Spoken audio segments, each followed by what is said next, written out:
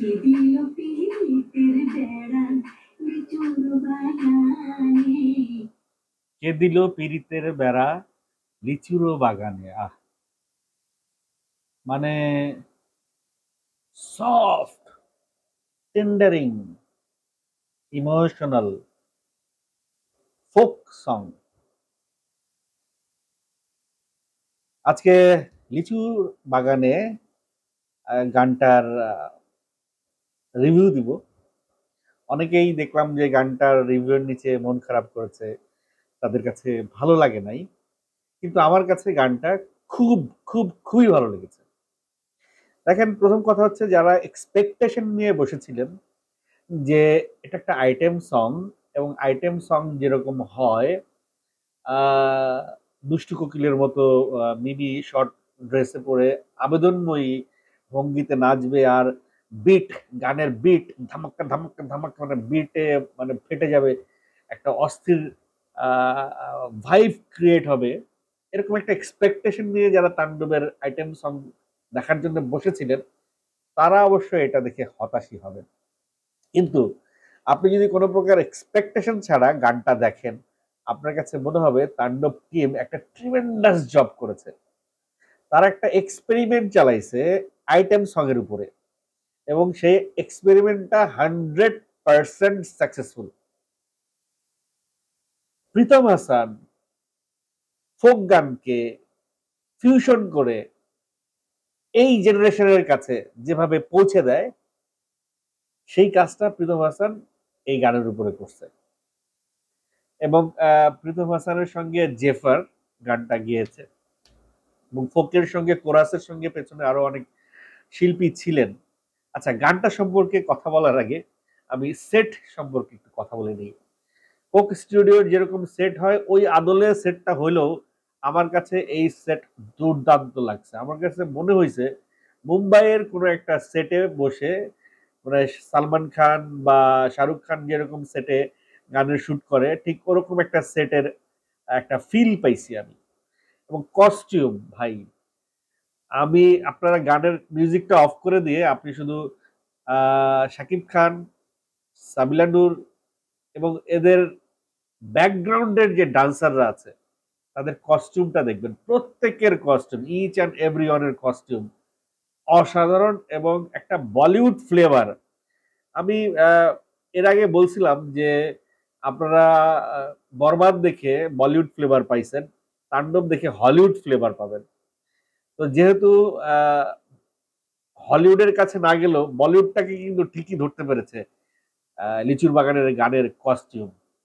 সাবিলা নূরের সঙ্গে যেভাবে সাবিলা নূরকে একটু গ্ল্যামারাইজ করতে চাইছে, একটু সেক্সুয়ালি সাবিলা নূরের অ্যাপিলিং বিষয়টা যে ওরা ফুটায় তুলতে চাইছে, আমার কাছে মনে হয়েছে কস্টিউমের জায়গা থেকে সাবিলা নূরকে ওই জায়গায় কাছাকাছি যাইতে পারছে। আরেকটু যাইতে পারতো, একটু অন্যভাবে বলছি ব্যাপারটা, সবাই আমি আসলে ভাষা খুঁজে পাচ্ছি না তাই অন্যভাবে বলছি।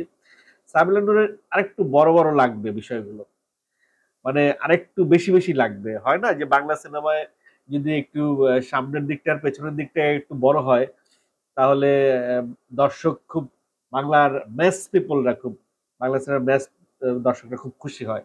তো সেই জায়গা থেকে যদি আমি আমার একটা ভিডিওতে বলেছিলাম যে আইটেম সঙ্গে যদি তামান্না ভাটিয়ার মতো কোনো শিল্পীকে রাখা যেত তাহলে একটা হাইপ আসতো। কিন্তু আইটেম সংটা যে ক্যাটাগরির হয়েছে, এই ক্যাটাগরির গানে এরকম একটা ফোক বাংলা গানে তামান্না ভাটিয়া কতটুকু অ্যাডজাস্ট করতে পারতো সেটা একটা প্রশ্ন। যেমনটা ফেল করছে দরদ সিনেমায়, দরদের নায়িকা বাংলা বলার ক্ষেত্রে, যেমনটা বাংলা কালচারকে অ্যাডপ্ট করার ক্ষেত্রে দরদের নায়িকা কিন্তু ফেল করছে টোটালি। ওই জায়গা থেকে তামান্না ভাটিয়া বা ওই টাইপের কাউকে যে এই লিচুর বাগানের আইটেম সঙ্গে নেয় নাই, এটা খুব ভালো কাজ হয়েছে। তবে কলকাতার কাউকে নিতে পারতো, কিন্তু সেটাও কেন করলো না আমি জানি না। বাট সাবিলা নূর যেহেতু নিজে একজন নাচের শিল্পী, সেখানে নাচের মুদ্রাগুলা কিন্তু খুব পারফেক্ট করছে। তার প্রতিটা ডান্স স্টেপে তাকে মনে হয়েছে সে খুব কনফিডেন্ট। তার সুইটনেস তার চেহারার মধ্যে, মানে সেক্সুয়াল অ্যাপিলের চাইতে না তার চেহারার মধ্যে সুইটনেসটা অনেক বেশি। সেই জায়গা থেকে গানটাও বোধহয় কিছু কিছু জায়গায় যেহেতু একটা ফোক সং, সো সেখানে অতটা সেক্সুয়াল অ্যাপিল, অতটা তার মানে আনার কোনো বিষয়টা সুযোগ এখানে হয়তো ছিল না।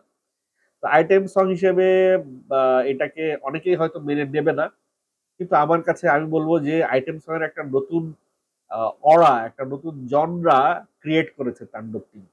আর শাকিব খান এরকম একটা গানের সঙ্গে সে পারফর্ম করবে, এটা শাকিব খান যখন, আমি জানি না শাকিব খান আসলে he is taking every single challenges in his life. এইটা Shakib Khan I think challenge হিসেবেই নিছে।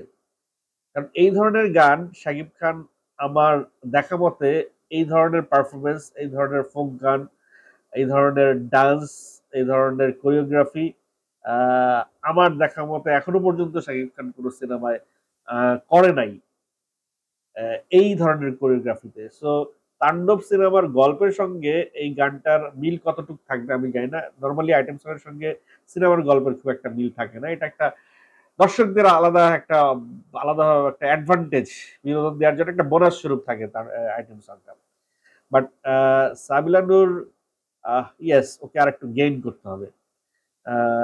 সে আরেকটু যদি বাল্কি হইতো, আমার মনে হয় যে একেবারে খাপে খাপ, একেবারে ঠিকঠাক। তবে শাড়ি পরা অবস্থায় যে কটা দৃশ্য এখানে দেখানো হয়েছে সাবিলা নূরকে, ভাই মাইন্ড ব্লোয়িং, মানে চোখের পলক পড়বে না। আর শাকিব খানের কস্টিউমের কথা কি বলবো ভাই, দুজনেরই কস্টিউম মানে বোধহয় ফারজানা সান, অবশ্যই ফারজানা সান এটার costume designer. She has done tremendous job, এত সুন্দর কস্টিউম সে করেছে। এইবার আসি হচ্ছে গিয়ে গানে, গানের কথায়, গানের আয়োজনে। ফোক সং গুলো, কোক স্টুডিওর গানের আয়োজন কিন্তু সবসময় অনেক বড় সড় একটা আয়োজন থাকে, লোক সংখ্যা অনেক বেশি থাকবে, ইনস্ট্রুমেন্ট অনেক বেশি থাকবে, অনেকগুলো বাদ্যযন্ত্র ব্যবহার করা হবে। কিন্তু এইটার মধ্যে আমি দেখলাম যে খুব বেশি বাদ্যযন্ত্র বোধহয় এটা এখানে ব্যবহার করছে কিনা আমি জানি না, আমার মনে হয় না, খুব সিম্পলের উপরে গেছে। খুবই স্বাভাবিকভাবে গানটার উপর দিয়ে একটা মিউজিক গেছে, গানের প্রত্যেকটা লাইন খুব টাচ করে, আপনাকে টাচ করবে। এবং গানটা যতবার দেখবেন, আমি এ পর্যন্ত 7-8 বার দেখে ফেলছি, এবং প্রত্যেকবার আগের বার যে যত ভালো লাগছে, পরের বার দেখে আরো বেশি ভালো লাগছে, তারপরের বার দেখে আরো বেশি ভালো লাগছে। এই চ্যালেঞ্জটা রায়হান রাফি নিয়েছে, চ্যালেঞ্জটা সাবিলা নূর নিয়েছে, চ্যালেঞ্জটা শাহিদ খান নিয়েছে, তাণ্ডব টিম এই চ্যালেঞ্জটা নিয়েছে, এবং আই আই থিঙ্ক তারা এই চ্যালেঞ্জে সাকসেসফুল হয়েছে। কেন বলছি, অলরেডি 2 ঘন্টায় 2 লাখের মতো ভিউ হয়ে গেছে, মানে 24 ঘন্টায় 2 মিলিয়ন, এটা কিন্তু মুখের কথা না। 24 ঘন্টায় যদি 2 মিলিয়ন ভিউ হয়ে যায় এটার, এটা কিন্তু খুবই ট্রিমেন্ডাস একটা সাকসেসফুল ওয়ার্ক তাদের জন্য। আমার কাছে তো ভাই অসাধারণ লাগছে। আপনাদের অনেকের কাছে আমি দেখলাম কমেন্টে লিখেছেন, আপনাদের কাছে ভালো লাগে না, আপনারা একটু ওই যে এক্সপেকটেশন নিয়ে বসছেন, ওই এক্সপেকটেশনটা ছেড়ে দিয়ে আপনারা গানটা দেখতে বসেন, দেখবেন আপনাদের কাছেও ভালো লাগবে।